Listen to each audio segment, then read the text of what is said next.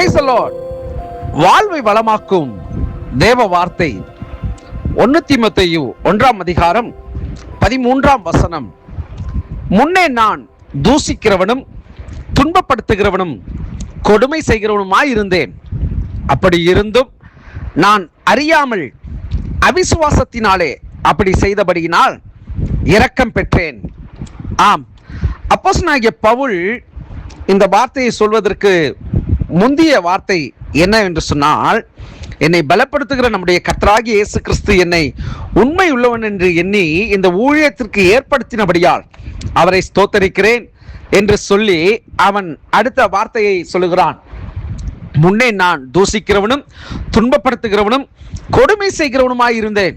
அப்படி இருந்தும் நான் அறியாமல் அவிசுவாசத்தினாலே அப்படி செய்தபடினால் இரக்கம் பெற்றேன் என்று அவன் எழுதி இருக்கிறதை இங்கே பார்க்கிறோம். தேவ பிள்ளையே, நாமும் கூட முந்தைய காலகட்டங்களிலே நாம் துன்பப்படுத்துகிறவர்களாகவும் தூசிக்கிறவர்களாகவும் கொடுமை செய்கிறவர்களாகவும் பாவத்தின் அடிமைதனத்தில் வாழ்ந்தவர்களாகவும் நாம் இருந்திருப்போம். எப்படி என்றால், நம்முடைய வாழ்க்கையிலே காணப்பட்ட அவிசுவாசத்தின் அடிப்படையிலே, நம்முடைய வாழ்க்கையிலே காணப்பட்ட விரக்தியின் அடிப்படையிலே நாம் கிறிஸ்துவை அறியாமல், ஒருவேளை கிறிஸ்துவை நாம் தெரிந்திருப்போம், கிறிஸ்து இப்படிப்பட்டவர் என்பதை, நாம் அவரை போல மாற வேண்டும் என்பதை உணராமல் நம்முடைய வாழ்க்கை பாவத்திலும் சாபத்திலும் அக்கிரமத்திலும் அது மடிந்து போன ஒரு நிலையிலே, அது மயங்கி போன ஒரு நிலையிலே வாழ்ந்து கொண்டிருக்கிறதான வாழ்க்கையாக காணப்பட்டிருக்கலாம். இதைத்தான் பவுல் சொல்லுகிறார். நான் அப்படி இருந்தேன், அப்பொழுது எனக்கு விசுவாசம் இல்லை, நம்பிக்கை இல்லை. கிறிஸ்து இயேசுவின் மூலியமாய் பாவ மன்னிப்பு நமக்கு உண்டு, கிறிஸ்து இயேசுவின் மூலியமாய் நமக்கு ஆசீர்வாதம் உண்டு, கிறிஸ்து இயேசுவின் மூலியமாய் நமக்கு விடுதலை உண்டு என்பதை உணராமல் நான் அப்படி இருந்தேன். ஆனால் அவருடைய இரக்கம் இன்றைக்கு அவரை நான் ஏற்றுக்கொண்டது நிமித்தம் கிடைத்தபடியினாலே அந்த கிருபையை விட்டு நான் ஒரு நாளும் விலகாதபடி, அந்த விசுவாசத்திலே அவருடைய அன்பிலே நான் நிலைத்திருக்கத்தக்கதாக அவருக்காக ஓடுவேன் என்று சொல்லி அவன் ஒரு அர்ப்பணித்த ஒரு வாழ்க்கை வாழ்கிறதை இந்த புத்தகத்திலே நாம் பார்க்க முடியும். இதை கேட்கிற தேவ பிள்ளையே, உன்னுடைய வாழ்க்கையிலே கிறிஸ்துவனுடைய அன்பு இல்லாதபடி பாவத்தினாலும் அக்கிரமத்தினாலும் கொடுமையான காரியங்களை யோசிக்கிறதிலும் கொடுமையான காரியங்களை செய்கிறதிலும் முற்பட்டவர்களாக நாம் வாழ்ந்து கொண்டிருப்போம் என்று சொன்னார். இன்றைக்கு கிறிஸ்து இயேசுவை நீங்கள் அறிந்திருக்கிறபடினாலே அவருடைய இரக்கத்தை நீங்கள் பெற்றுக்கொள்ளும்படி நான் விரும்புகிறேன். கிறிஸ்து இயேசுவும் இப்படிப்பட்ட ஒரு காரியத்தை அவர் விரும்புகிறார். உங்கள் வாழ்க்கையிலே அவரை நீங்கள் மகிமைப்படுத்தும்படி, அவருக்கு நீங்கள் உண்மை உள்ளவர்களாக காணப்படும்படிக்கு இந்த கனமான ஒரு அற்புதமான ஒரு ரட்சிப்பை தேவன் உங்கள் வாழ்விலே அவர் தந்தருளி இருக்கிறார். இன்னும் அப்போஸ்தலனுடைய வாழ்க்கையிலே, அப்போஸ்தலனாகிய பவுலுடைய வாழ்க்கையிலே நீங்கள் அப்போஸ்தலர் நடபடிகள் 9ஆம் அதிகாரத்திலே அவன் ரட்சிக்கப்பட்ட காரியங்களை குறித்து விவரித்து சொல்லப்பட்டிருக்கிறது.